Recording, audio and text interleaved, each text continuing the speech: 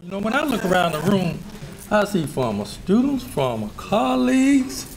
I valued it so highly because Indiana University accepted me as I was. And it helped me to discover myself first, and then to refine whatever skills and abilities I possess, and to use those things to serve others.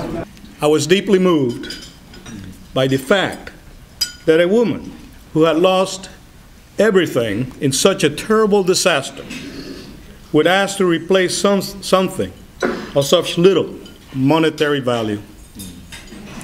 Yet these pieces of paper were so meaningful to her, she would ask for nothing greater. Thank you and congratulations on a truly remarkable and outstanding career. You make us very, very proud. Congratulations. They gave us grants to come out, to go outside the state and to go to whatever university we wish. And Indiana University being very well thought of, accredited. Academic atmosphere was excellent. I loved the cultural events. I took advantage of everything that was presented in the summer, and also the year that I was able to spend on campus under the auspices of the Ford Foundation Fellowship.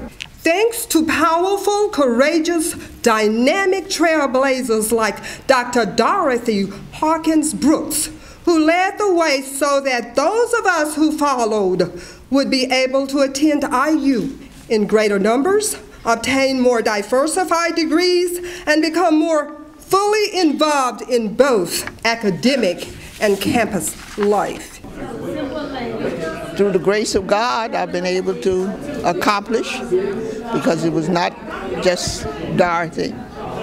I was reared by many, many people who helped me along the way. Wonderful teachers, beautiful, beautiful classmates, churchmen, and being involved and always remembering that whatever talents you have come from above, and we're here to serve.